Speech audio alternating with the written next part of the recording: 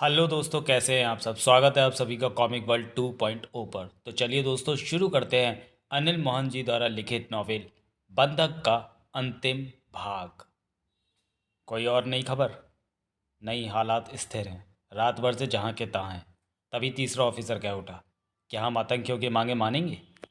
ज़रूर मान लेते अगर खून खराबा ना होता। मधुकर पांडे शब्दों को चबाकर कठोर स्वर में बोला, परंतु अब उनकी मांगे मानने की कोई गुंजाइश नहीं है। हम उन्हें जिंदा नहीं छोड़ सकते। परंतु उनके पास बंधक हैं। ज़रूर हैं, लेकिन हमारे सामने वो कमज़ोर हैं। मधुकर पांडे ने पूर्ववत स्वर में कहा, हम उन्हें मार देंगे। इस काम में कुछ वक्त तो लग सकता है, परंतु वे किसी भी हाल में बचेंगे नहीं। वे चारों वैन के पास पहुंचे। एक ने वैन का लॉक खोला। अगले ही पल वे ठिठक गए, चौंके। दो के हाथ में रिवॉल्वरें नजर आने लगी। वो देवराज चौहान था, जो पहले से ही वैन के आगे वाली सीट पर बैठा था। गंभीर चेहरा, आंखों में कठोरता। मधुकर पांडे आंखें सिकुड़कर उसे देखने लगा। देवराज चौहान ने वैन का दरवाज़ा खोला और बाहर निकला।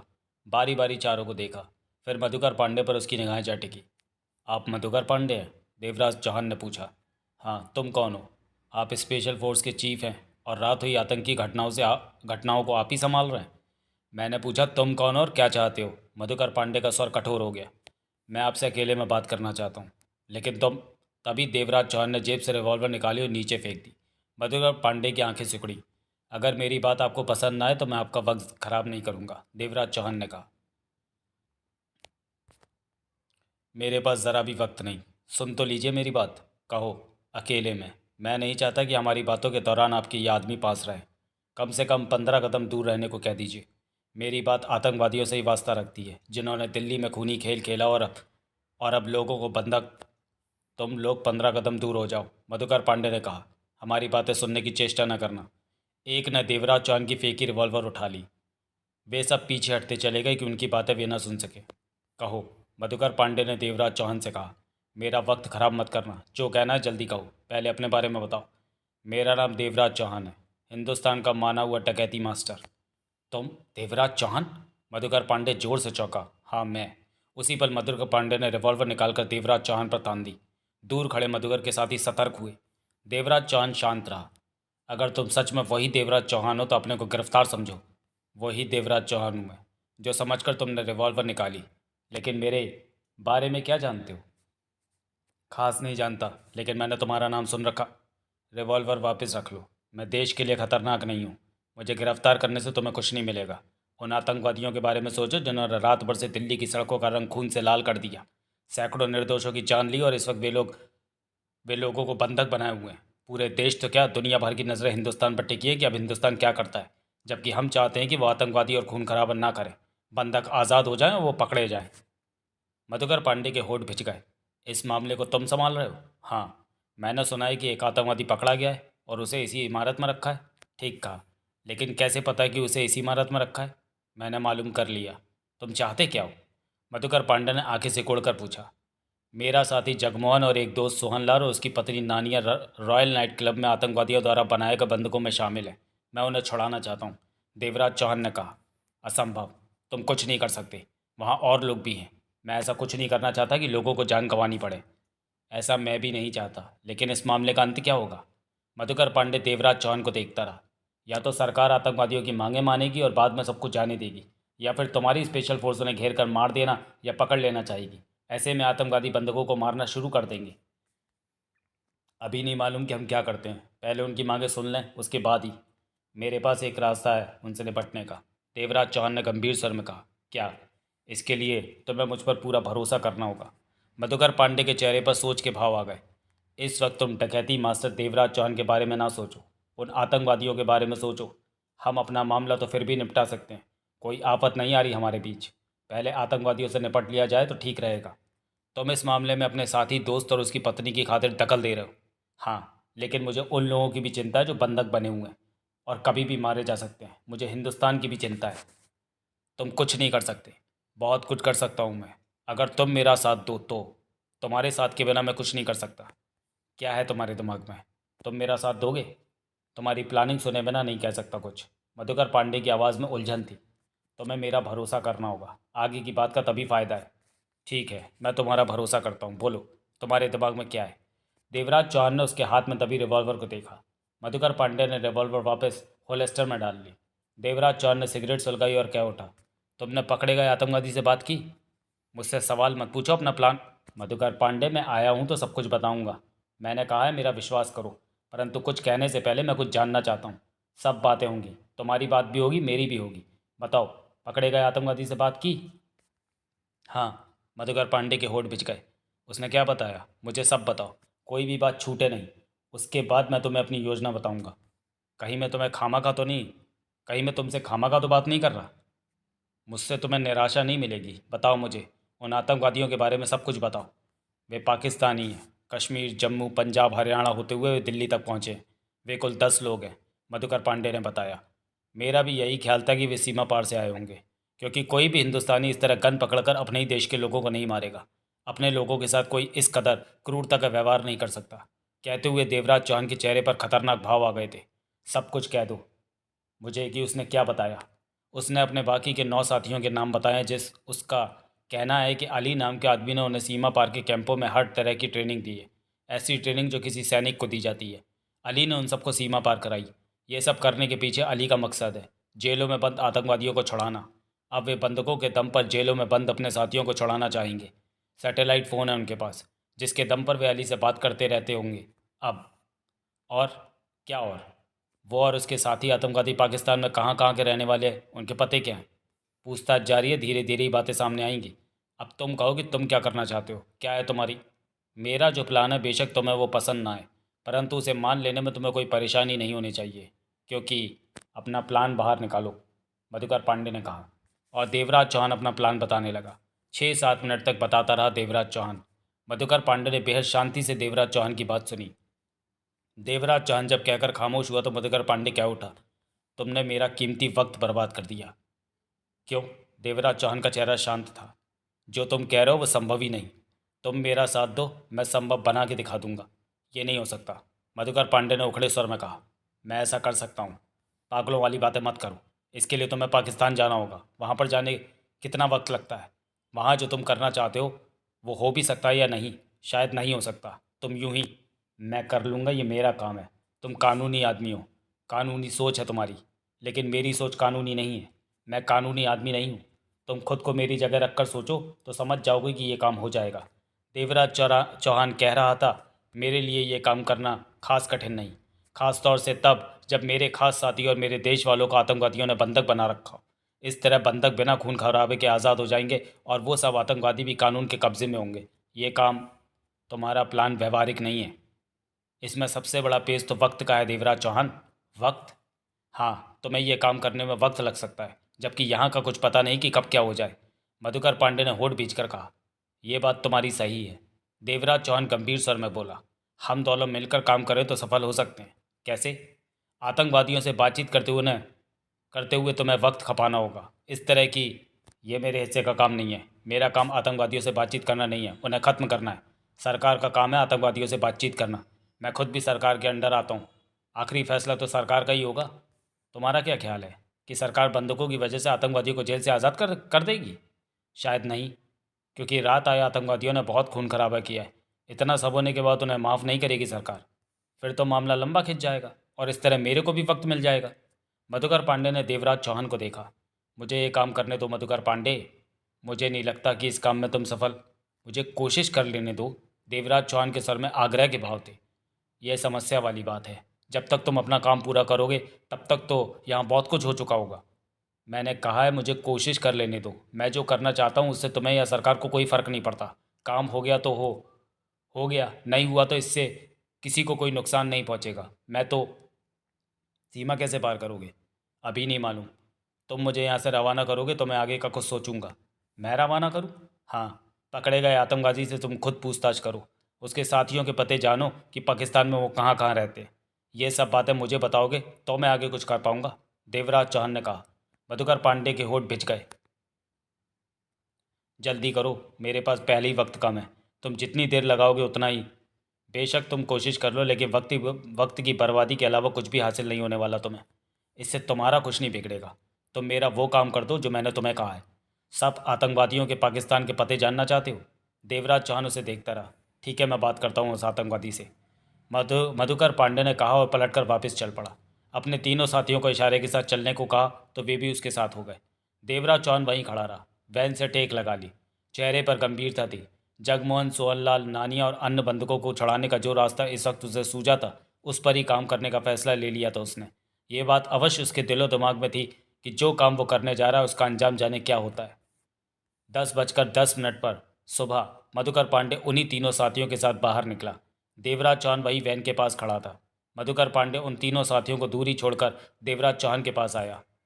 मुझे लगता है कि मैं बहुत बड़ा बेवकूफ़ हूँ जो तुम्हारी बातों में आ गया हूँ, मधुकर पांडे गंभीर स्वर में बोला। देवराज चौहान शांत भाव से उसे देखता रहा। लेकिन कभी कभी मुसीबत में फंसे इंसान को डूबते वक्त तिनके का ही सहारा लेना पड़ता है। ये सोचकर कि डूब तो रहा ही हूँ, एक बार तिनके के साथ भी किस्मत आजमा ली जाए। देवराज चौहान मधुकर पांडे को देखता रहा। मधुकर पांडे ने जेब से कागज निकाला और उस पर नज़र दौड़ाता क्या उठा। 10 आतंकवादी हैं। जो पकड़ा गया उसका नाम बशीर है। हिंदुस्तान पहुंचकर इन्हें 3 ग्रुपों में बांट दिया गया। बांटने वाला लीडर कहलाने वाला कोई आदमी है जिसके बारे में ये लोग नहीं जानते कि वो कौन है। उसी लीडर ने हिंदुस्तान में इन्हें ऑपरेट किया। उसी ने इन्हें फ़ोन पर रास्ता बताया, उसी ने हथियार दिए और उसी ने वो जगह बताई जहाँ पर इन सब ने हमला करना था। और पकड़ा गया आतंकवादी लीडर की असलियत नहीं जानता? देवराज चौहान बोला। नहीं जानता। हालांकि लीडर का मोबाइल नंबर पकड़े गए आतंकवादी ने बताया है। छानबीन शुरू कर दी गई है उस नंबर की। क्या पता उसे लीडर के बारे में जानकारी हो और वो जानबूझकर नहीं बता रहा हो। ऐसा कुछ है तो सच्चाई उसके मुंह से निकाल ली जाएगी। मधुकर पांडे ने दांत भींचकर कहा। जो लोग उससे पूछताछ कर रहे हैं वो माहिर लोग हैं और अच्छी तरह जानते हैं कि सामने वाले से बातें कैसे उगलवाई जाती हैं। देवराज चौहान मधुकर पांडे को देखता रहा। हिंदुस्तान पहुंचने पर लीडर ने इन लोगों को 3 ग्रुपों में बांट दिया था। एक ग्रुप 4 का और 2 ग्रुप 3-3 के। मधुकर पांडे कागज़ पर नजरें दौड़ाता बोला। इन्हें दल नंबर 1, 2, 3 कहकर पुकारा जा रहा है। दल नंबर 1 में शाहिद, खान, अदनान और नवाब नाम के युवक हैं। ये चारों साउथ एक्सटेंशन के रॉयल नाइट क्लब पर कब्जा किए हुए हैं। दल नंबर 2 में असलम, नदीम, आबू हैं। ये तीनों Rajouri garden, Rajouri public school पर कब्जा किए बैठे हैं। और दल नंबर 3 में सैफ, मिर्ज़ा और बशीर थे। विकासपुरी सिनेमा हॉल पर इन्होंने कब्जा कर रखा है, परंतु इनमें से बशीर पकड़ा गया। मेरे लिए ये अच्छी जानकारी है कि कौन कहाँ है। देवराज चौहान बोला। मुझे तो लगता है कि तुम्हारा इस मामले से कोई वास्ता नहीं होना चाहिए, मधुकर पांडे ने बेचैनी से कहा। जो मैं कहूँगा उससे तुम लोगों को या सरकार को कोई समस्या नहीं होगी। तभी तो शराफत से तुम्हारी बात मान ली, परंतु तुम कुछ नहीं कर सकोगे। मैंने आतंकवादियों के पाकिस्तान के पते मांगे थे। मधुकर पांडे देवराज चौहान की तरफ कागज़ बढ़ाता क्या उठा। इस कागज़ पर आतंकवादियों के नाम लिखे हैं। पकड़ा गया बशीर नाम का आतंकवादी कहता है कि 15-20 दिन पहले ही उन 10 का ग्रुप बना था। उन्हें अलग अलग ट्रेनिंग कैंपों से चुना गया। इस तरह उन 10 को इकट्ठा करके उनका दल बनाया गया। ये सारा काम अली ने किया। बशीर कहता है कि अपने साथियों के बारे में ज़्यादा नहीं जानता। खान और नवाब का पता उसने बताया है कि ये भी उनसे बातों बातों में यूं ही पता चल गया था। और सैफ नाम के एक आतंकवादी के घर का फ़ोन नंबर उसने बताया, क्योंकि एक बार सैफ ने कुछ खाते हुए उसे नंबर बताकर घर का नंबर मिलाने को कहा था। मतलब कि उन 9 में से सिर्फ 3 के बारे में ही जानकारी मिल सकी, देवराज चौहान बोला। ये भी कम नहीं है, मधुकर पांडे ने कहा। कम है। मैं जो करना चाहता हूँ वो तभी होगा जब सबके घरों के पते। मधुकर पांडे ने हाथ बढ़ाकर देवराज चौहान से कागज़ लिया और पेन निकालकर उस पर अपना मोबाइल नंबर लिखा और कागज़ वापस देवराज चौहान को थमा दिया। मैंने अपना मोबाइल नंबर लिख दिया है। बीच में मुझसे बातें करते रहना। कोई नई खबर होगी तो बता दूंगा। मुझे उन सब के घरों के पते चाहिए, वरना वो नहीं हो सकेगा जो मैं चाहता हूँ। उसे पता होगा तो पूछताछ करने वाले उसके मुंह से ये बात उगलवा लेंगे। देवराज चौहान ने वो कागज़ अपनी जेब में रख लिया। अब पाकिस्तान जाओगे? हाँ। मैं तुम्हें एक मेजर का पता देता हूँ। इस वक्त वो श्रीनगर में है। वो इंतज़ाम कर देगा तुम्हारे सीमा पार जाने का। ये काम मैं अपने ढंग से करूँगा, देवराज चौहान ने कहा। मुझे यकीन नहीं आ रहा कि इतनी बड़ी बेवकूफ़ी में मैं तुम्हारा साथ दे रहा हूँ। मेरी बात मान लेने और साथ देने का शुक्रिया, कहकर देवराज चौहान वहाँ बाहर की तरफ बढ़ गया। मुझे फ़ोन करना बीच में, शायद तुम्हारे काम की कोई नई खबर हो मेरे पास। देवराज चौहान ठिठक कर पलटा और गंभीर स्वर में क्या उठा। मैं तुमसे फ़ोन पर बात करता रहूँगा क्योंकि तुम्हारे पास मुझे बताने को बहुत कुछ होगा। हो सके तो इस मामले को किसी तरह लटकाने की कोशिश करना। लंबा खींचना मामला, कम से कम 3-4 दिन के लिए, ताकि मुझे काम करने का पूरा वक्त मिल जाए।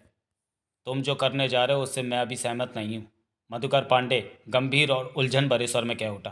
देवराज चौहान पलटा और आगे बढ़ गया। 8:30 राजौरी पब्लिक स्कूल लाइब्रेरी वाला हॉल। बच्चे अस्त व्यस्त से इधर उधर पड़े नींद में लुढ़के हुए थे। कुछ जाग भी रहे थे। कोई रात को थोड़ा सा सो लिया तो कोई अब नींद में था। डर और खौफ की वजह से सबका बुरा हाल था। सबकी आंखों में नींद भरी हुई थी। एक ढेर की तरह वो सब लाइब्रेरी हॉल में बैठे हुए थे। उतरे हुए चेहरे, चेहरों पर भय, गहरा सन्नाटा था उनके बीच। रात उन चारों ने दो दो के ग्रुप में जागकर और सोकर काटी। दो जागते दो सोते। परंतु अब एक नई समस्या यहाँ खड़ी हो गई थी, भूख की समस्या, कुछ खाने की समस्या। बड़े लोग तो अपने पर सब्र रख सकते थे, परंतु छोटे बच्चों को तो खाने को कुछ चाहिए था। एक बच्चा रोने लगा था। चुप! आबू उसी पल दहाड़ा।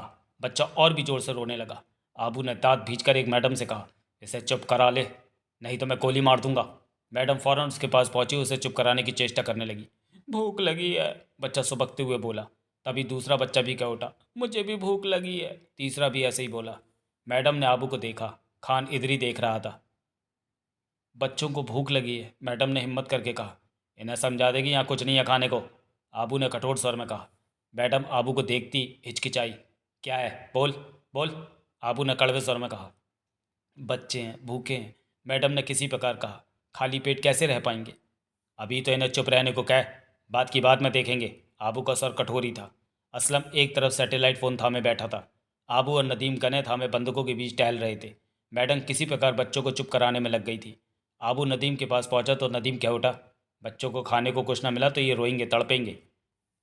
इनकी खातिर हम तंदूर तो लगाने से रहे, आबू ने तीखे स्वर में कहा। इस बारे में हमें कुछ सोचना होगा, नदीम ने कहा और अदनान की तरफ बढ़ गया। पास पहुंचा। तू किन सोचों में डूबा है, नदीम ने असलम से पूछा। असलम ने नज़र उठाकर नदीम को देखा, फिर क्या उठा। अली से बात करने की सोच रहा हूँ। उससे मांगों के बारे में जानना है, ताकि उन मांगों को सबसे आगे न्यूज़ चैनल वालों को बताया जाए। तो कर बात अली से, सोचता क्या है, काम जितनी जल्दी निपट जाए उतना ही ठीक है, नदीम बोला। दो बातें और भी हैं। क्या? एक तो बंधक बच्चों को खाना चाहिए, भूखे रहेंगे तो रोएंगे, बच्चे हैं, नदीम ने कहा। असलम ने सिर हिलाया। असलम ने सिर हिलाया। तू टीवी चैनल वालों से कह कि बच्चों के खाने के लिए किसी को भी कहकर सामान भिजवाएं। सामान यहाँ तक कैसे आ सकता है? असलम की आंखें सिकुड़ी। हम उन्हें इतनी छूट दे देंगे कि एक आदमी लाइब्रेरी के बंद दरवाजे के बाहर सामान रख जाए, हम सामान को भीतर ले लेंगे। ये खतरे वाली बात है। एक आदमी से क्या खतरा होगा, फिर हमारे पास बंधक है, नदीम बोला। वे कोई चाल खेल सकते हैं, असलम ने नदीम को देखा। कोई चाल नहीं खेल सकते वे, क्योंकि हमारे पास बंधक है। वे नहीं चाहेंगे कि हम बंधकों को मारें। सिर्फ एक आदमी लाइब्रेरी के दरवाजे तक आएगा और खाने का सामान रखकर चला जाएगा, कोई खतरा नहीं होगा। सोचता हूँ हम दरवाजे से खिड़की को जरा सा खोलें, बाहर नज़र रखेंगे। मेरी बात का भरोसा रख कि सब ठीक रहेगा। वे जानते हैं कि खाना हम भी खाएंगे। असलम के चेहरे पर कड़वी मुस्कान उभरी तो नदीम के माथे पर बल पड़े। वे खाने में बेहोशी की दवा भी मिलाकर खाना भेज देंगे और हमारे पास खाने को बहुत कुछ है, नदीम ने सिर हिलाकर कहा। हम घंटों बाद खाना खाएंगे, जब ये देख लेंगे कि लोग कि खाना खाने के बाद सब बंधक सही सलामत है। तू वहम में मत पड़। ठीक है, मैं सबसे आगे टीवी चैनल वालों से खाने के लिए कहूँगा। दूसरी समस्या यह है कि हमें बाहर की खबरें नहीं मिल रही। हमारे पास चलता हुआ टीवी होना चाहिए। असलम की निगाह फ़ौरन लाइब्रेरी रूम के कोने में रखे टीवी पर गई। वो रहा टीवी। पता नहीं टीवी के साथ केबल भी है या नहीं। ये स्कूल है, घर तो नहीं, कहने के साथ ही असलम उठा। उसके एक हाथ में गन थी तो दूसरे हाथ में सैटेलाइट फ़ोन। वो आगे बढ़ता बोला, स्कूल की टीचर कौन है, खड़ी हो जाए। फ़ौरन एक औरत खड़ी हो गई, उसके चेहरे पर डर नाच रहा था। डरो मत, मैं तुम्हें मारने नहीं जा रहा, असलम ने कहा। वो टीवी चलता है? उसने फ़ौरन सहमति में सिर हिला दिया। केबल टीवी लगा है उसमें? उसने पुनः सहमति से सिर हिला दिया। उस टीवी को चलाओ, सबसे आगे न्यूज़ चैनल लगाओ, उस पर जल्दी, असलम ने कहा। मैडम उसी पल घबराए अंदाज में टीवी की तरफ बढ़ गई। आधे मिनट में ही टीवी पर सबसे आगे न्यूज़ चैनल लगा था। रात दिल्ली में हुआ आतंकवादी हमले की सनसनीखेज खबरें आ रही थीं। सबकी निगाह बार बार टीवी पर टिकने लगी, परंतु नदीम और आबू गने थामे बंदूकों के बीच टहल रहे थे। तू अब क्यों खड़ी है, नवाब टीवी चलाने वाली टीचर से बोला। चल बैठ जा। वो टीचर तुरंत आगे बढ़ी और अपनी जगह पर जा बैठी। असलम सब बंदूकों को देखता ऊंचे स्वर में क्या उठा। हम कोशिश करेंगे कि आप लोगों को भूखा न रहना पड़े। हम टीवी वालों से कहकर खाना मंगवाने की कोशिश करेंगे। तभी एक बूढ़ा व्यक्ति कह उठा, मुझे बाथरूम जाना है। बाथरूम यहाँ कहाँ है, नदीम ने तीखे लहजे में कहा। उधर है, स्कूल टीचर तुरंत कह उठी। वो सामने का दरवाज़ा बाथरूम का ही है। नदीम को इस बात की जानकारी पहले से ही थी। बाथरूम में कोई खिड़की तो नहीं है, आबू ने नदीम से पूछा। रोशनदान है, नदीम बोला। वो भी ऊंचा है और सलाखें लगी हैं, वहाँ कोई भी गड़बड़ नहीं कर सकता। जो भी बाथरूम जाए तो उस पर नज़र रखेगा। बाथरूम का दरवाज़ा बंद नहीं किया जाएगा, भीतर से सिटकनी तोड़ दे। नदीम बाथरूम में गया और भीतर से सिटकनी तोड़कर बाहर आया और बोला, जो भी बाथरूम जाना चाहे जा सकता है, लेकिन एक एक करके जाएगा, और जब तक वो वापस आकर अपनी जगह पर नहीं बैठ जाता तब तक दूसरा नहीं उठेगा। किसी ने कोई चालाकी करने की कोशिश की तो उसे उसी वक्त भून दिया जाएगा। बाथरूम जाने के लिए वो बूढ़ा उठ खड़ा हुआ। इसी पल असलम के हाथ में थमा सैटेलाइट फ़ोन बजने लगा। असलम ने कॉल रिसीव की। हेलो। हेलो। रात खैरियत से गुजरी? अली की आवाज़ मिठास से भरी कानों में पड़ी। जी जनाब। असलम मुस्कुराया। सब बढ़िया चल रहा है। तुम जवानों के दम पर ही तो अली की हैसियत जिंदा है। तुम लोगों की वजह से ही पाकिस्तान अपने पैरों पर शान से खड़ा है। पाकिस्तान हमेशा ऊंचा रहेगा जनाब। जानता हूँ। तुम जैसे पाकिस्तान के रखवाले हों तो पाकिस्तान दुनिया में हमेशा बुलंद रहेगा। कोई समस्या हो तो मुझे बताओ। सब ठीक है जनाब, छोटी मोटी समस्या तो आती ही रहती है, वो हम संभाल रहे हैं। ये बताइए कि आगे क्या करना है। मैं तुम्हें मांगे बताने जा रहा हूँ। वो मांगे सबसे आगे न्यूज़ चैनल को बताओ। ऐसा ही करूँगा जनाब, आप मांगे बताइए। हमारे 4 खास लोग दिल्ली की तिहाड़ जेल में बंद हैं। अगर आज वो आज़ाद होते तो पाकिस्तान को नई ऊंचाइयों पर ले गए होते। इन चारों को आज़ाद कराना बहुत ज़रूरी है। पहला नाम है रहमान, दूसरा बंदू खान, तीसरा तौफीक, चौथा सुलेमान पिद्दा। अपनी मांग टीवी वालों को बता दो। कह दो सबसे कि बंदूकों को आज़ाद और ज़िंदा देखना है तो इन चारों को फ़ौरन आज़ाद करके कश्मीर की सीमा से उस पार भेज दिया जाए। इसके लिए 24 घंटे देना भारत सरकार को। सख्ती से बात करना, क्रूरता दिखाना। भारत आसानी से मानने वाला नहीं। दिखाने के लिए 2-4 लाशें बाहर फेंकनी पड़े तो वो भी फेंक देना। हमें ये चारों हाल हाल में चाहिए। South extension royal night club. Adnan satellite phone पर सबसे आगे न्यूज़ चैनल से बात कर रहा था। हमारी मांग सुन लो। हमारे 4 साथी तिहाड़ जेल में बंद हैं। उन्हें आज़ाद करके कश्मीर की तरफ से सीमा पार करा दो। तुम हमारे साथियों को छोड़ दो, हम तुम्हारे देश के नागरिकों को छोड़ देंगे। हमारे सिर्फ 4 साथी हैं, जबकि उनके बदले 88 बंधक हमारे पास हैं। सौदा बुरा नहीं है। कह दो दिल्ली सरकार से, अगर हमारे साथियों को नहीं छोड़ा 24 घंटों में तो हम लोगों को मार मार के लाशें बाहर फेंकना शुरू कर देंगे। ऐसा मत करना। उधर से सबसे आगे न्यूज़ चैनल के चीफ रिपोर्टर की आवाज़ आई। तुम उन चारों के नाम बताओ। सुनो, पहला है रहमान, दूसरा है बंदू खान, तीसरा है तौफीक और चौथा है सुलेमान पिद्दा। ये चारों तो खतरनाक आतंकवादी। खबरदार जो इन्हें आतंकवादी कहा, हमारे साथी हैं ये। अदनान कठोर स्वर में गुर्राया। हम लड़ाके हैं अपने देश की। कौन सा देश है तुम्हारा? क्या आप भी नहीं समझे? नहीं, मैं तुम्हारे मुंह से जानना चाहता हूँ। चालाक मत बनो। तो मैं तुम्हारी हर बात का जवाब मिलेगा, परंतु बाद में। पहले रहमान, बंदू खान, तौफीक और सुलेमान पिद्दा को आज़ाद करने को कहो भारत सरकार से। हमें हमारे साथी जेलों में बंद नहीं, वापस चाहिए 24 घंटे के भीतर, वरना हम दिल्ली में लाशों का ढेर लगा देंगे। ये मत सोचना कि हम इतने ही हैं जितने की नज़र आ रहे हैं।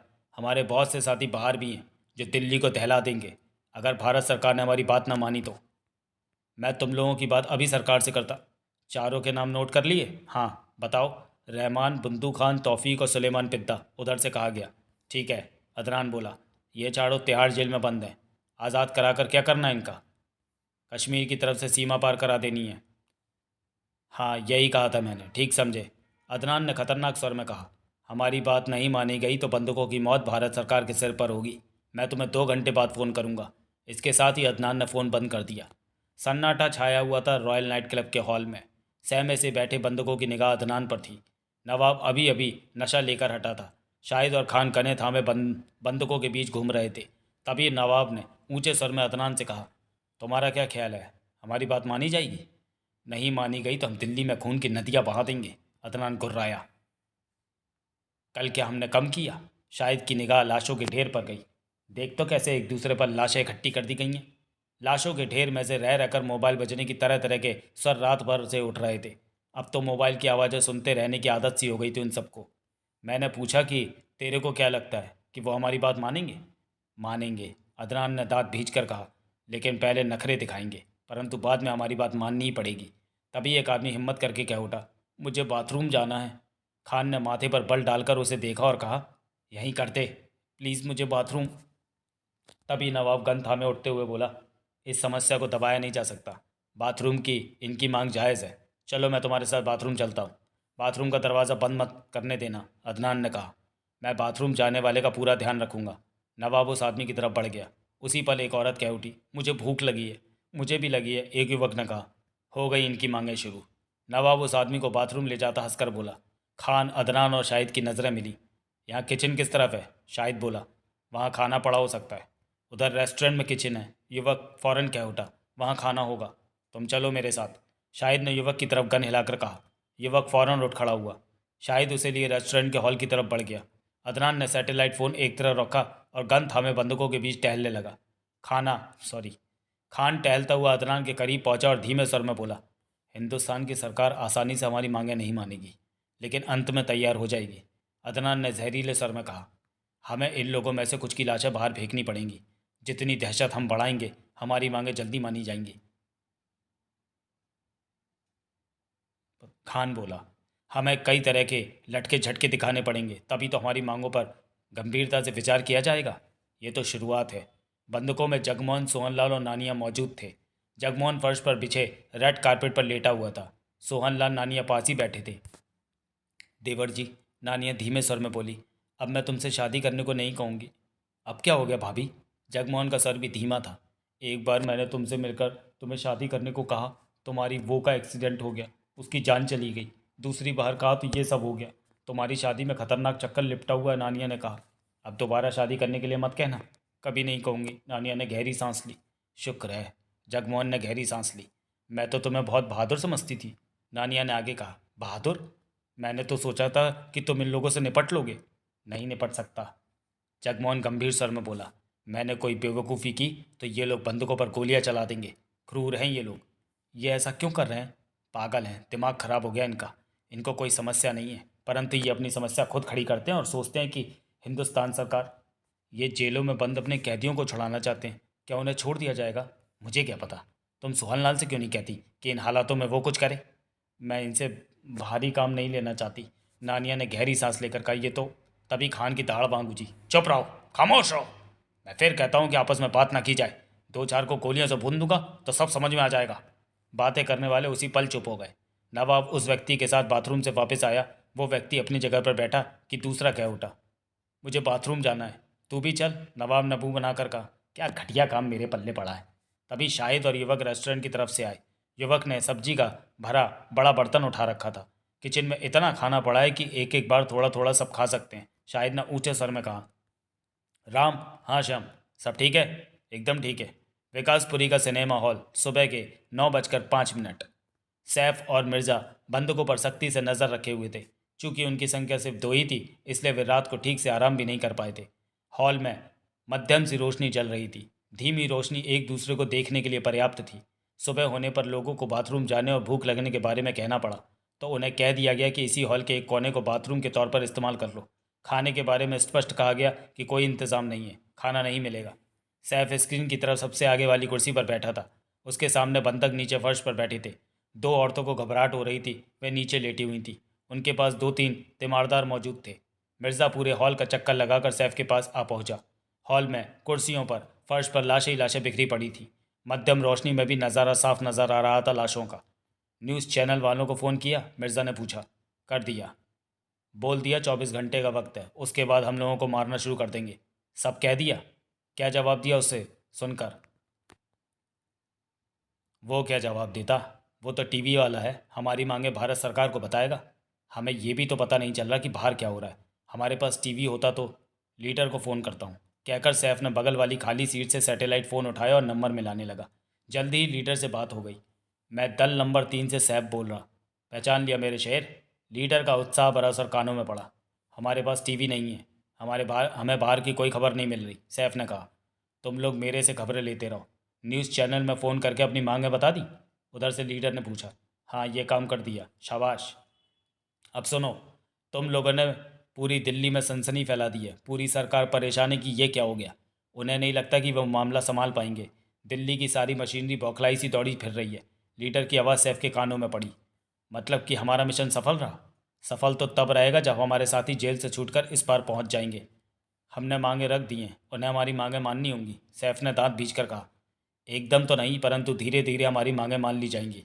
हम अपना मिशन सफलता से पूरा कर लेंगे, तुम लोग डटे रहो। बशीर का क्या रहा? वो पुलिस के हत्थों में पड़ गया। दो लड़कों ने उसे पकड़ लिया। ओह, बुरा हुआ। हम बशीर को भी तो बचा सकते हैं, उसकी मांग भी तो भारत सरकार से कर सकते हैं, सैफ ने एकाएक कहा। अभी नहीं, पहले जो मांग हमने रखनी है उसे पूरा होने दो, बाद में बशीर को भी आज़ाद करा लेंगे। हमारे बाहर क्या हो रहा है? सिनेमा हॉल के बाहर, सैफ ने पूछा। जर्रे जर्रे पर पुलिस और स्पेशल फोर्स तैनात है। जैसे वो बेवकूफ़ सोचते हैं कि तुम लोग बाहर निकलोगे तो वो तुम्हें पकड़ लेंगे। उन्हें ये नहीं पता कि तुम सब आसानी से बचकर निकल जाओगे। हमने तुम लोगों के निकल जाने का रास्ता पहले से ही सोच रखा है। वो हमारी मांगें मान लेंगे? ज़रूर मानेंगे। लीडर ने उधर से दृढ़ता भरे स्वर में कहा। तुम सब डटे रहो। कोई और ख़ास बात हो तो मुझे बताना, ज़रूर बताऊंगा। तुम लोग किसी बात की फ़िक्र मत करो। मेरे हथियारबंद आदमी सिनेमा हॉल के बाहर ज़र्रे ज़र्रे पर फैले हैं। उनकी संख्या वहाँ मौजूद सरकारी लोगों से भी ज़्यादा है। मैं जब भी चाहूँ सब सरकारी आदमियों को ख़त्म कर सकता हूँ। सच? सैफ हंस पड़ा। अभी तुम लोग मुझे ठीक से जानते ही कहाँ हो। मज़े करो, मैं तुम्हें फिर फ़ोन करूँगा। सैफ ने फ़ोन बंद किया और लीडर की कई बातें मिर्ज़ा को बताने लगा। 10:40 उस हॉल में आनन फानन इमरजेंसी मीटिंग रखी गई थी। मीटिंग में शामिल थे प्रधानमंत्री, गृह मंत्री, स्पेशल फोर्स का चीफ मधुकर पांडे, एक्सपर्ट्स, 2 मंत्री और थे, और साथ में कम से कम 10 सलाहकारों और कई सरकारी एक्शन संस्थाओं के मुख्य चीफ थे।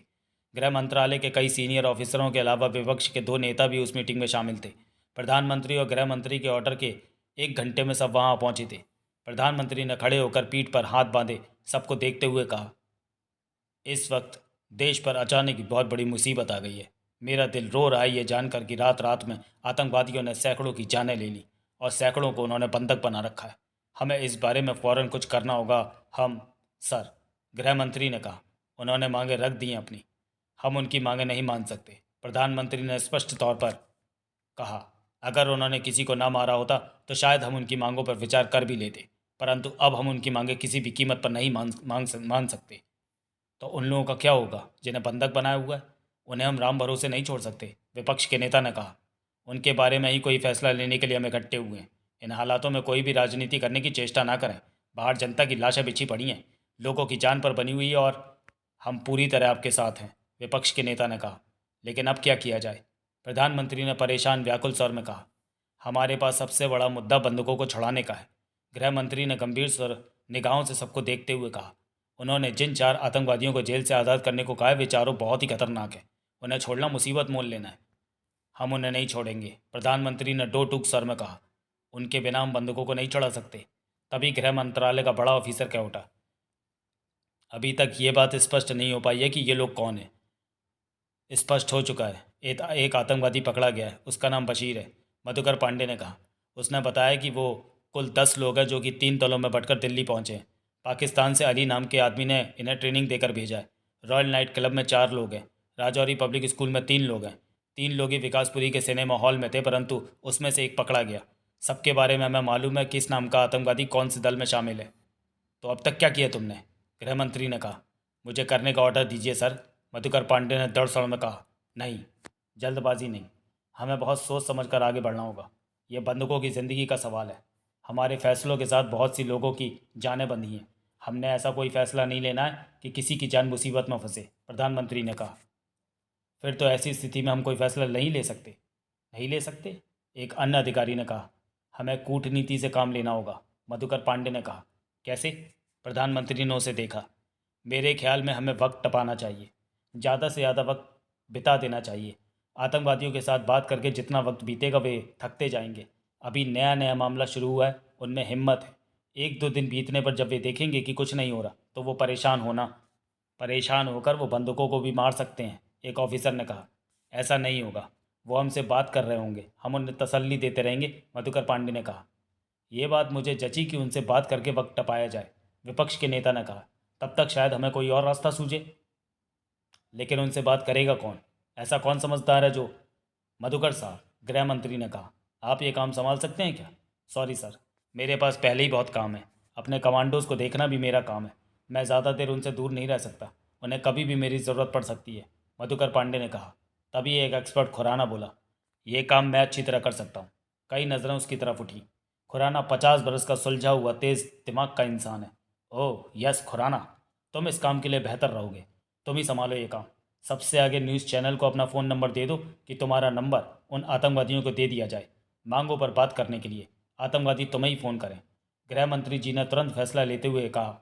और तुम स्पेशल फोर्स के चीफ मधुकर पांडे से संपर्क में रहोगे। यस सर, प्रधानमंत्री जी ने मधुकर पांडे से कहा। अगर सब कुछ तुम पर छोड़ दिया जाता तो तुम क्या करते मिस्टर मधुकर? सर, मैं मौके की तलाश करता, मधुकर पांडे ने कहा। तो उस मौके की तलाश अब भी करो, परंतु ध्यान रहे कि बंदूकों की जान को खतरा न पहुंचे या फिर कम से कम पहुंचे। मिस्टर खुराना से बातचीत करके तुम दोनों ये तय कर सकते हो कि आतंकवादियों को बातों में कैसे लपेटकर वक्त बिताना है और उन्हें थकाना है। प्रधानमंत्री जी ने कहा, लेकिन हमें उस लीडर नाम के इंसान का भी ध्यान रखना है जो आतंकवादियों को अपनी सहायता दे रहा है, जो अली का दिल्ली स्थित एजेंट है। गृह मंत्री जी, पुलिस को गुप्त तौर पर लीडर की तलाश पर लगा दीजिए। Yes sir. मैं पाकिस्तान के राष्ट्रपति से बात करता हूँ कि उनके देश के लोग हमारे यहाँ आतंक फैला रहे हैं। हम ये किसी भी हाल में बर्दाश्त नहीं करेंगे कि ऐसा हो। बेहद सख्त ऐतराज़ दर्ज करना होगा हमें। कोई हिंदुस्तान की तरफ उंगली उठाए, ये सहन नहीं होगा हमसे। गृह मंत्री जी, आप इससे आगे की नीति भी तैयार कीजिए कि आतंकवादियों से कैसे निपटें। हमें हर बात के लिए खुद को तैयार रखना होगा। रॉयल नाइट क्लब, दोपहर 2:15 बजे। अदनान ने सैटेलाइट फ़ोन से सबसे आगे न्यूज़ चैनल का फ़ोन नंबर मिलाया। हेलो, उधर से आवाज़ आई। पहचाना मुझे? अदनान ने शांत स्वर में कहा। हाँ, तुम आतंकवादी हो। रॉयल नाइट क्लब पर तुमने कब्जा कर रखा है, वही हो ना तुम? ठीक पहचाना। तुम बच नहीं सकते। मैंने तुम्हारी ये बकवास सुनने के लिए फ़ोन नहीं किया, अदनान ने तीखे स्वर में कहा। हमारी मांगों के बारे में सरकार ने क्या कहा? वो मेरे से इस बारे में बात करेंगे। वे मेरी बातें सुनने को भी तैयार नहीं। ये कैसे हो सकता है? मैं तुम्हारा न्यूज़ चैनल देख रहा हूँ। तुम लोगों के द्वारा हमारी मांगें बराबर टीवी पर बताई जा रही हैं। उससे क्या होता है? सरकार इन बातों को नहीं मानती। या तो तुम पागल हो या तुम्हारी सरकार पागल है। अदनान के दांत भिज गए। भारत सरकार कहती है कि हम टीवी पर आने वाली बातों को गंभीरता से नहीं लेते। आतंकवादियों को कोई बात करनी होगी तो हमसे करेंगे। टीवी वालों से बात करके कोई फ़ायदा नहीं होगा। उधर से गंभीर स्वर में कहा गया। हम यहाँ लाशें बिछा देंगे, उससे क्या फ़ायदा होगा? हमारी मांगें नहीं मानी तो हम दिल्ली में खून की नदियाँ बहा देंगे। अदनान गुर्रा उठा। हम? वैसे दिल्ली सरकार का कहना अपनी जगह भी सही है। उधर से आती आवाज़ उसके कानों में पड़ी। तुम लोगों को जो चाहिए वो भारत सरकार दे सकती है, परंतु उस चीज़ की मांग तुम टीवी वालों से कर रहे हो। तुम्हें भारत सरकार से बात करनी चाहिए। तुमने हमारी मांगें तो उन्हें बता दी, अदनान ने कठोर स्वर में कहा। हमारी बातों को सरकार गंभीरता से नहीं ले रही। हमें कहा गया है कि जिसे बात करनी होगी हमसे करेगा। इस देश की सरकार पागल है, अदनान ने गुस्से से कहा। देखो, उधर से कहा गया। तुम अपनी जगह ठीक हो और सरकार अपनी जगह ठीक है। इस मामले में मैं तुम्हारी सहायता कर सकता हूँ। क्या? मैं तुम्हें एक फ़ोन नंबर दे सकता हूँ जिस पर तुम इस बारे में सरकार से बात कर सकते हो। बता नंबर, अदनान गुर्राया। उधर से नंबर बताया गया। तुम देखना, हम दिल्ली को लाशों का शहर बना देंगे, अदनान ने गुर्रा कर कहा और फ़ोन बंद कर दिया। पास खड़े नवाब ने मुंह बनाकर पूछा, भारत सरकार हमारी मांगों की परवाह नहीं कर रही? ये बात नहीं। सरकार चाहती है कि हम सीधे उनसे बात करें। अदनान ने दांत भींचे। कोई बात नहीं, हम सरकार से बात कर लेते। सवाल यह है कि सरकार हमसे बात क्यों करना चाहती है? हमने अपनी मांगें टीवी वालों को बता दी। टीवी वाले चीख चीख कर जनता को बता रहे हैं कि हम क्या चाहते हैं, और सरकार को इस बात की परवाह नहीं। क्यों? वो हमारे साथी सरकार के पास हैं, टीवी वालों के पास नहीं। तू भारत सरकार से बात कर। वो जो तेरे को नंबर दिया है वो भारत सरकार का ही है। उन्हें फ़ोन करो और बता कि 24 घंटे में 3.5 घंटे बीत चुके। मुझे अली को ये सब बताना होगा। हाँ, क्यों नहीं, अली से सलाह ले लो। लेकिन अली भी वही कहेगा जो मैंने कहा है। तभी खान ने दूर से कहा, क्या बात है, मैं आऊँ? सब ठीक है। नवाब ने गन वाला हाथ ऊपर किया। वो हमारी मांगे मान रहे हैं? शाहिद ने पूछा। अभी तो बात शुरुआती दौर में है, नवाब ने पुनः कहा। खान और शाहिद गने थामे बंदूकों के बीच सतर्कता से टहल रहे थे। सामने टीवी पर सबसे आगे न्यूज़ चैनल चल रहा था। अधिकतर बंदूकों की निगाह टीवी पर थी। जगमोहन भी रह रहकर टीवी को देखने लगता था। क्यों जी? नानिया धीमे स्वर में सोहनलाल से कह उठी। तुम तो बहुत कहते थे देवराज चौहान 30 मार खाएं, अब वो कुछ करता क्यों नहीं? मैंने कब कहा? सोहनलाल ने गहरी सांस ली। झूठ बोलते हो, कई बार तुमने मुझसे कहा। देवर जी ने फ़ोन पर उसे बता दिया था कि हम यहाँ फंसे हैं, फिर भी। तभी नानिया के सिर पर गन की नाल आ लगी। जगमोहन और सोहनलाल ने फौरन गर्दन घुमाई तो पास में शाहिद को खड़े पाया। जगमोहन की आंखों में कठोरता नाच उठी। जैसे बाकी चुपे वैसे तू चुप रहे, वरना तेरे को गोली मार दूंगा, शाहिद खतरनाक स्वर में क्या उठा। नानिया ने आंखें बंद कर ली।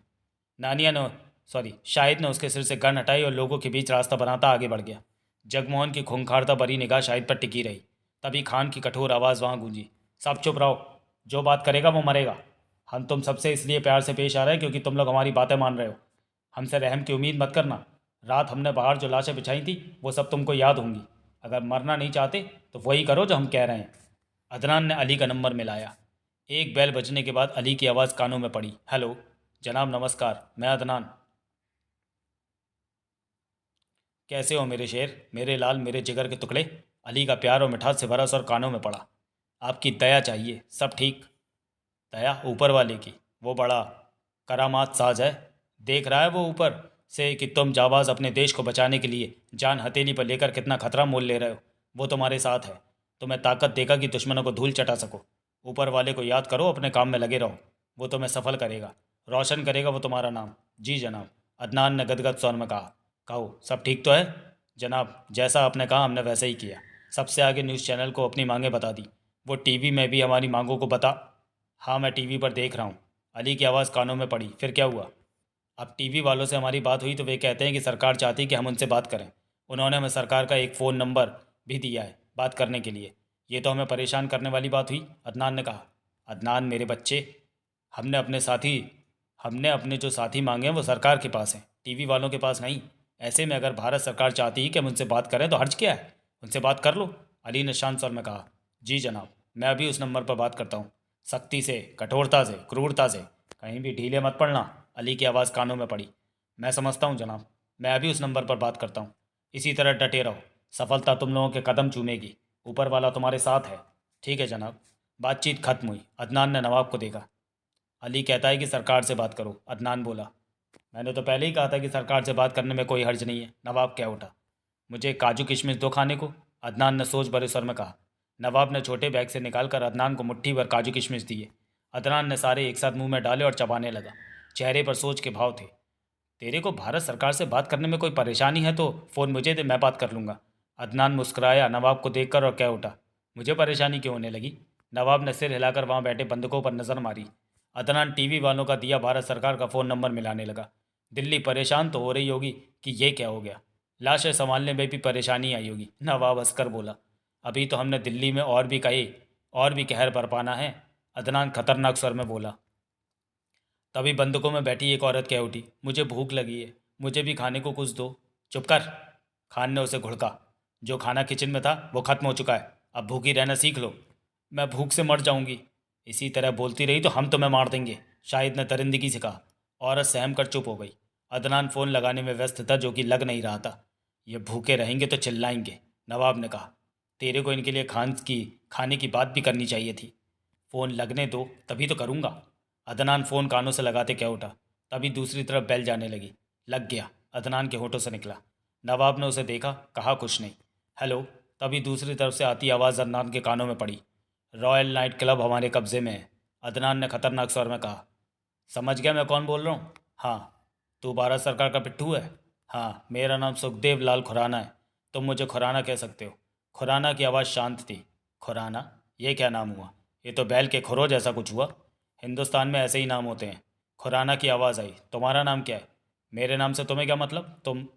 हम एक दूसरे को नामों से पुकारेंगे तो हम में अच्छी बात होगी। हम तेरे से रिश्तेदारी नहीं काटनी है मुझे। हमारे पास 88 बंदक। तू तुम लोग दल नंबर 1 के हो। अदनान के मस्तिष्क को तीव्र झटका लगा। तेरे को कैसे पता चला?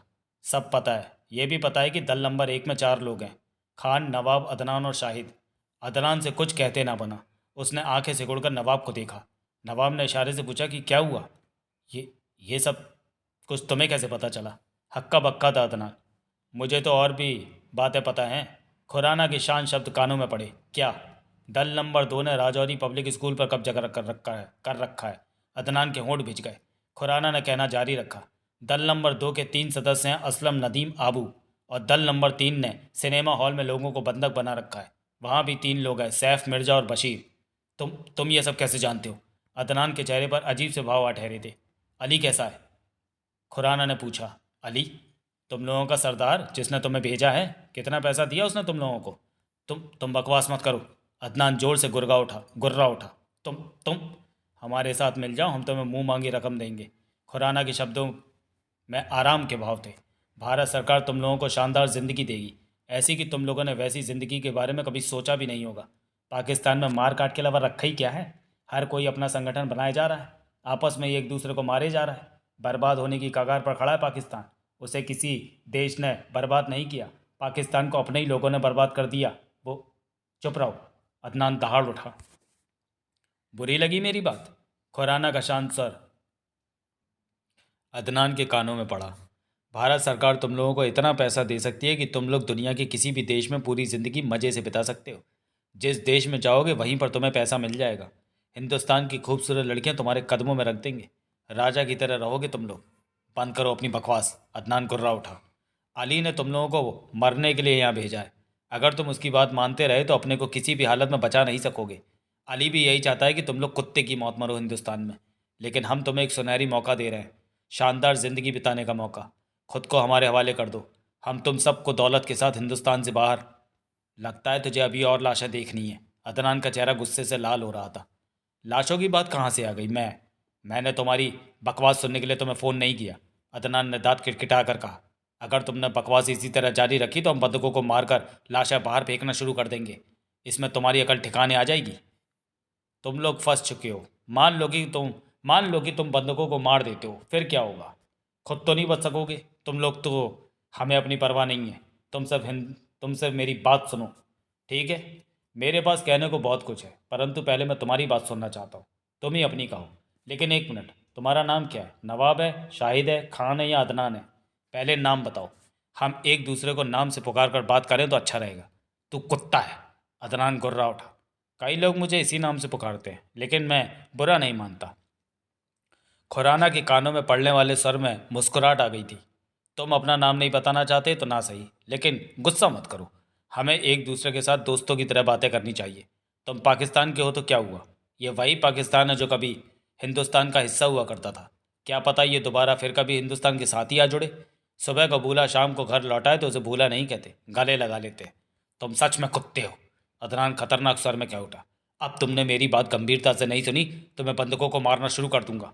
कहो कहो, मैं तो इस इंतज़ार में हूँ कि तुम कुछ कहो। बैल के खुर। अदनान ने वहशी स्वर में कहा। अब तो सिर्फ मेरी बात सुनेगा, समझा? अभी तक मैं तुम्हारी बात ही तो सुन रहा। हमारे पास 88 बंधक हैं। हमने अगर इन्हें मारा तो इसकी जिम्मेदारी भारत सरकार पर होगी। अदनान ने बेहद सख्त स्वर में कहा। लेकिन तुम इन्हें क्यों मारोगे? खुराना का कानों में पड़ने वाला स्वर शांत था। अगर हमारी मांगे भारत सरकार ने नहीं मानी तो हम बंधकों को मारना शुरू कर देंगे। क्या मांगे हैं तुम लोगों की? टीवी में तुम सुन चुके हो। टीवी चलाने वाले सरकार से वास्ता नहीं रखते। वैसे भी हम सुनी सुनाई बातों की परवाह नहीं करते। अपनी मांगे बताओ। भारत सरकार हमारे 4 साथियों को तिहाड़ जेल से निकालकर कश्मीर की तरफ से सीमा पार कराकर उन्हें उस पार भेज दे। उनके नाम है रहमान, बुंदू खां, तौफीक और सुलेमान पिद्दा। सुन लिया तुमने? इन चारों को आज़ाद कराकर उस पार भेज दो, तभी हम बंदूकों को जिंदा छोड़ेंगे। वरना हम इन्हें मारकर और भी ढेरों लोगों को ख़त्म कर देंगे। हमारे पास ना ख़त्म होने वाला हथियार है, RDX है। हम पूरी दिल्ली में लाशें बिछा देंगे अगर हमारी मांग ना मानी गई तो। तुम्हारे ये चारों साथी तो बहुत खतरनाक आतंकवादी हैं। वो हमारे साथी हैं, आतंकवादी नहीं। तुम भी तो आतंकवादी हो। अब जो कुछ भी कर रहे हो उससे आतंक ही तो फैला रहे हो। तुमने मेरी बात सुनी सुनी? अदनान गुर्राया। सुनी। छोड़ दो उन चारों को, सीमा पार पहुंचा दो। ये काम कठिन लगता है। उधर से खुराना ने गहरी सांस ली। क्या मतलब? ऐसे खतरनाक आतंकवादियों को छोड़ा नहीं जा सकता। बंधकों को जितना रखना चाहते हो तो तुम ये काम करोगे। 88 बंधक है हमारे पास। दल नंबर 2 और 3 के बंदूकों की संख्या भी गिनो, क्योंकि उनकी भी यही मांग है। मेरे ख्याल में कुल मिलाकर 250 के करीब बंदक है तुम तीनों दलों के पास। उधर से खुराना ने कहा। 250 लोगों को जिंदा रखने के लिए 4 को आज़ाद कर देना सस्ता सौदा है। अदरान ने वहशी स्वर में कहा। लेकिन वो चारों बहुत खतरनाक हैं। 3 को तो फांसी हो चुकी है, चौथे का केस अदालत में। किस पागल ने तुम्हें हमसे बात करने को लगा दिया? ऐसा मत कहो, मैंने क्या बुरा कह दिया? 250 लोगों को बचाने के लिए सिर्फ 4 लोगों को छोड़ना है। यह फैसला तो हाथों हाथ लिया जा सकता है कि मुझे भी दूसरों की सलाह लेनी पड़ेगी? तो जल्दी लो सलाह। मेरे ख्याल में वे लोग इन चारों आतंकवादियों को छोड़ने को तैयार नहीं होंगे। तुम बात करो, वे तैयार हो जाएंगे। तुम मेरी बात क्यों नहीं मान लेते खान? खुराना के शब्द अदनान के कानों में पड़े। खान? अदनान के होठों से निकला। शायद मैं गलत कह गया, तुम्हारा नाम खान नहीं है, तुम शायद नवाब हो। काम की बात कर, क्यों वक्त ख़राब कर रहा है? अदनान कुर्राया। क्या कह रहे थे तुम? मेरी बात मान लो। भारत सरकार बंधकों को छोड़ने के बदले मुंह मांगा पैसा देने को तैयार है। करोड़ों रुपया मिल जाएगा तुम सबको, और उस देश में जाने वाले प्लेन पर बिठा दिया जाएगा जहां तुम लोग जाना चाहोगे। अगर वापस पाकिस्तान जाना चाहो तो हम तुम्हारी बातों में फंसने वाले नहीं, कुत्ते। मैंने तो तुम लोगों के भले के लिए ही अपना भला हम खुद जानते हैं। तू चिंता करके अपनी जान मत निकाल। बता, अब तू क्या करेगा? मैं बाकी लोगों से बात करूंगा, ठीक है? मैं तेरे को 1 घंटे बाद फ़ोन करूंगा। 1 घंटे बाद क्या होगा? तुम मुझे रात को 9 बजे फ़ोन करो। इस बात को करने में काफ़ी वक्त लगेगा, फैसला लेना। ठीक है, मैं तेरे को रात 9 बजे फ़ोन करूंगा। अदनान ने गुस्से से भरे स्वर में कहा। अब ये बता कि तेरे को 3 दलों के नामों के बारे में कैसे पता चला? तुम्हें नहीं पता? उधर से खुराना ने कहा। क्या बशीर पकड़ा गया? पकड़ा गया? अदनान के होठों से निकला। हाँ, वो तो कल रात ही विकासपुरी सिनेमा में पकड़ा गया था। अली को सब खबर है। उसने तुम्हें नहीं बताया? लीडर को भी पता? लीडर के बारे में तुम लोग क्या जानते हो? अब सब कुछ मुझसे ही पूछोगे? तुम खुद कुछ नहीं बताओगे? बशीर ने हमें सब बता दिया है। अदनान ने गहरी सांस ली। लगता है तुम्हें बाहर की खबरें मुझसे ही पता चल रही हैं। कोई तुम लोगों को सच नहीं बता रहा कि तुम लोगों का हौसला ना टूट जाए। बकवास मत करो। अदनान एकाएक गुर्रा पड़ा। तुम हमारी मांगों को जल्दी से मान लो, नहीं तो हम बंदूकों को मार देंगे। रात को फ़ोन करना। खुराना की आवाज़ आई। कहो तो मैं कर लूँगा। अब तुम्हारा नंबर मेरे फ़ोन पर आ गया है। मैं फ़ोन करूँगा, कहकर अदनान ने फ़ोन बंद कर दिया। पास खड़ा नवाब, जो देर से अदनान को देख रहा था, वो क्या उठा। तुम बातें करते करते बार बार परेशान क्यों हो रहे थे? भारत सरकार को ये पता है कि हम तीनों दलों में बंटकर दिल्ली पहुंचे हैं। वे लोग ये भी जानते हैं कि कौन सा दल कहाँ पर है और हमारे नाम क्या है। विकासपुरी के सिनेमा हॉल पर बशीर पुलिस के हाथों में पड़ गया है। ओह, ये बात हमें अली ने नहीं बताई। लीडर ने हमें नहीं बताई। अदनान ने गुस्से में कहा। तो इससे हमें क्या फ़र्क पड़ता है? हमारा दल तो सलामत है, हमें किसी से क्या। बशीर ने भारत सरकार को सब कुछ बता दिया है। वो तो बताए गई, मुंह खोलना ही पड़ेगा। उसकी जगह तू होता तू भी खूब मुंह खोलता। नवाब ने सरल स्वर में कहा। हमें इन बातों से परेशान होने की ज़रूरत नहीं है।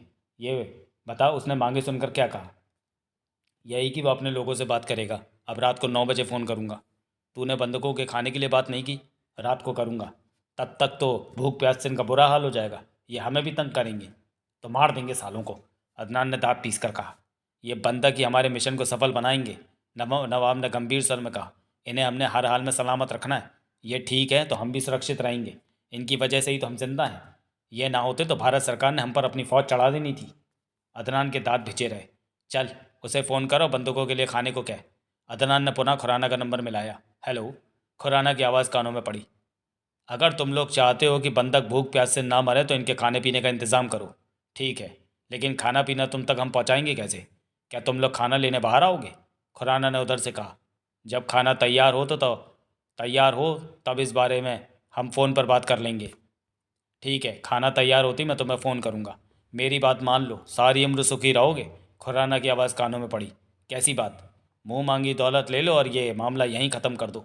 अली को हम फुर्सत में निपट। कुत्ता। अदनान ने कहा और फ़ोन बंद कर दिया। क्या हुआ? नवाब ने पूछा। पैसों का लालच दे रहा है मैं, अदनान ने कड़वे स्वर में कहा। जवाब में नवाब हंस पड़ा। सोमवार 7 तारीख। हिंदुस्तान का छोटा कस्बा जो कि अटारी से कुछ हटकर सीमा पर ही पड़ता है। अजला नाम है उसका। दोपहर 3:35 पर देवराज चौहान अजला कस्बे को पीछे छोड़कर 15 बरस के लड़के के साथ काफ़ी आगे सुनसान धूप में तपते खुले आसमान के नीचे के रास्ते पर आगे बढ़ा जा रहा था। अजला से पैदल चलते उन्हें 25 मिनट हो चुके थे। चाचा जी, वो 15 साल का लड़का देवराज चौहान से कह उठा। बस 10 मिनट का रास्ता और है, फिर हम सीमा पर होंगे। यहाँ दिन में कोई सैनिक नहीं होता, ना तो इधर का ना उधर का। आसानी से सीमा पार की जा सकती है, लेकिन शाम के 6 बजते बजते दोनों तरफ के सैनिक सीमा पर पहुँच जाते हैं रात की पहरेदारी करने के लिए। उधर वाले सैनिक तो कई बार नहीं भी आते हैं पहरेदारी के लिए, लेकिन हमारे देश के सैनिक शाम ढलने तक जरूर आ पहुँचते हैं। लेकिन दोपहर के इस वक्त आराम से सीमा पार की जा सकती है। पर यह बात हर कोई नहीं जानता। मैं तो इसलिए जानता हूँ कि इधर गायों को चराने आ जाता हूँ। देवराज चौहान ने मुस्कुरा कर उसे देखा। यहाँ से किलोमीटर भर दूरी पर है सैनिकों का ठिकाना। 2 बार तो मैंने उन्हें बताया कि उस पार से कुछ लोग इधर आए हैं, तो सैनिकों ने उन्हें पकड़ लिया। अब सुना है कि सैनिक इधर भी अपने तंबू गाड़ने के लिए सोच रहे हैं। तुमने कैसे सोच लिया कि मैं हिंदुस्तानी हूँ? देवराज चौहान ने पूछा। वाह चाचा जी, ये भी क्या बात पूछ ली आपने? लड़का सिर झटक कर भूखा उठा। 15 साल का हो गया हूँ और बहुत बार इधर से उधर आने जाने वालों को देखा है। मैं देखते ही ताड़ लेता हूँ कि कौन हिंदुस्तानी है और कौन पाकिस्तानी। हिंदुस्तानी की चाल तो दूर से ही पहचानी जाती है। आप तो चाचा जी पक्के हिंदुस्तानी लगते हैं। क्यों? क्योंकि आपकी चाल एकदम कड़क है, बिल्कुल टाइट। देवराज चौहान मुस्कुरा कर रह गया। जल्दी वे एक ऐसी जगह जा रुके जहां कांटेदार तारों की बाड़ लगाकर सीमा पर रोक लगाई गई थी, परंतु नीचे से तारें टूटी पड़ी थी। स्पष्ट था कि कोई आया गया है। लो चाचा जी, नीचे लेटकर तारे पार कर जाओ तो पाकिस्तान की सीमा के भीतर पहुंच जाओगे, लड़का बोला। देवराज चौहान ने ऐसा ही किया। जमीन के साथ सरकता तारों से बसता उस पार हो गया, फिर खड़ा हो गया। लो चाचा जी, लड़का मुस्कुराया। पहुंच गए पाकिस्तान? देवराज चौहान ने मुस्कुराकर 500 का नोट निकाला और कांटेदार तारों के बीच में से उसे दे दिया। लड़का तुरंत नोट लेता एक दिशा में उंगली करता कह उठा। चाचा जी, उस तरफ चले जाना। आधा घंटा चलते रहोगे तो एक कस्बा आ जाएगा। वहाँ से रिक्शा तांगा स्कूटर मिल जाएगा जो आधे घंटे में ही लाहौर पहुँचा देगा। बहुत कुछ जानते हो तुम, देवराज चौहान उसी दिशा में देखता कह उठा। लोगों की बातें सुनता रहता हूँ। देवराज चौहान उसे देखकर मुस्कुराया और आगे बढ़ गया। तेज धूप में पूरा शरीर झुलस रहा था। तीखी गर्मी जैसे शरीर को जला रही थी, परंतु देवराज चौहान को गर्मी के बुरे मौसम का एहसास भी नहीं था। सिर्फ एक ही बात बार बार दिमाग में बज रही थी कि जगमोहन, सोहनलाल और नानिया के साथ साथ सैकड़ों लोग आतंकवादियों के कब्जे में थे। उन्हें किसी तरह आज़ाद कराना है। पाकिस्तान, मियांवली शहर, सुबह 9:30 बजे, 7 तारीख। वारिस ने सड़क के किनारे कार रोक दी। मोना चौधरी उसकी बगल में और महाजन पीछे बैठा था। मोना चौधरी ने बुर्का ओढ़ रखा था, जबकि महाजन के जिस पर पठानी सूट, गालों पर हड़ की दाढ़ी और सिर पर कॉटन की सफ़ेद टोपी थी। क्या हुआ? महाजन बोला। कार क्यों रोक दी? मोना चौधरी की निगाह बुरके की जाली से होती मियांवली शहर की दौड़ती जिंदगी को देख रही थी। इसके बाद कहानी में क्या हुआ, जानने के लिए पढ़े राजा पॉकेट बुक्स द्वारा प्रकाशित देवराज चौहान, मोना चौधरी का एक साथ वाला सनसनीखेज नया उपन्यास सबसे बड़ा हमला। ये भी चैनल पे अपलोड कर दिया जाएगा। हम मियांवली आ पहुंचे, वारिस ने कहा। शेर खान को जानता हूँ, महाजन बोला। शेर खान को फ़ोन करो, जो कि अली के संगठन को ड्रग सप्लाई करता है। पर मुझे नहीं लगता कि वो तुम लोगों को अली तक पहुँचाएगा। पागल ही होगा जो शेर खान ऐसा करेगा। वारिस ने गहरी सांस लेकर कहा। सब कुछ जानकर ये मैं वसीम खान ने भेजा है, वो कुछ करे, महाजन बोला। मुझे कुछ मत कहो, वारिस ने बाहर देखते हुए कहा। मेरा काम तुम लोगों को मियांवली पहुँचाना था, सो पहुँचा दिया। मैं शेर खान से फ़ोन पर बात करती हूँ, मोना चौधरी ने दरवाज़ा खोलते हुए कहा। मोबाइल से ही कर, महाजन ने कहना चाहा। सामने एसटीडी बूथ है, वहाँ से शेर खान को फ़ोन करती हूँ। मोना चौधरी कार से निकली, दरवाज़ा बंद किया और बूथ की तरफ बढ़ गई। ऊपर वाला ही तुम लोगों का बेड़ा पार लगा सकता है, वारिस बोला। कोई इंसान अली के खिलाफ तुम्हारे काम नहीं आएगा। बुरा मत बोलो, अच्छी बात कहो, महाजन ने मुंह बनाकर कहा। वारिस जाने क्या बड़बड़ा कर रह गया। उनके देखते ही देखते मोना चौधरी एसटीडी बूथ वाली दुकान में प्रवेश कर गई थी। दुकान में एक तरफ लकड़ी का बक्सा मौजूद था, उसके भीतर फ़ोन रखा नजर आ रहा था। पुरानी सी कुर्सी पर एक बुजुर्ग व्यक्ति बैठा था, अखबार पढ़ रहा था। उसने एक निगाह बुरके में छिपी मोना चौधरी पर मारी, फिर अपना अखबार पढ़ने में व्यस्त हो गया। मोना चौधरी ने बक्से का दरवाज़ा खोला और भीतर प्रवेश करके रिसीवर उठाया और वसीम खान का दिया कागज़ निकाला, जिस पर शेर खान का नंबर लिखा था। अगले ही पल वो वाला नंबर मिलाने लगी। एक ही बार में नंबर मिला और दूसरी तरफ बेल जाने लगी। मोना चौधरी कान से रिसीवर लगाए रही। कई बार बेल बजने के बाद आवाज़ उसके कानों में पड़ी। हेलो। काश वो आवाज़ मोना चौधरी पहचानती होती। शेर खान, मोना चौधरी ने पूछा। हाँ, तुम कौन हो? धीमे धीमे मोना चौधरी मौत की तरफ बढ़ने लगी थी। मुझे मर्दान से वसीम खान ने तुम्हारा नंबर देकर भेजा है, मोना चौधरी बोली। वसीम? वो तो मेरा खास यार है, उसकी माँ तो मेरी माँ जैसी है। कहो मैं तुम्हारे किस काम आ सकता हूँ? दूसरी तरफ से शेर खान के रूप में बात करने वाला और कोई नहीं, खुद अली ही था। परंतु मोना चौधरी अली की आवाज़ नहीं पहचानती थी, और ये बात वो सपने में भी नहीं सोच सकती थी कि शेर खान को फ़ोन करेगी तो अली शेर खान बनकर उससे बात करेगा। मोना चौधरी को तो जैसे 100% यकीन था कि वो शेर खान से ही बात कर रही है। तो दोस्तों, बंधक नॉवेल तो यहाँ पर ख़त्म होता है, लेकिन कहानी अभी ख़त्म नहीं हुई है। तो चलिए दोस्तों, इस कहानी के लिए हम अगला नॉवेल पढ़ेंगे, सबसे बड़ा हमला। तो चलिए दोस्तों, वीडियो को यहीं समाप्त करते हैं और मिलते हैं सबसे बड़ा हमला में। तब तक के लिए धन्यवाद।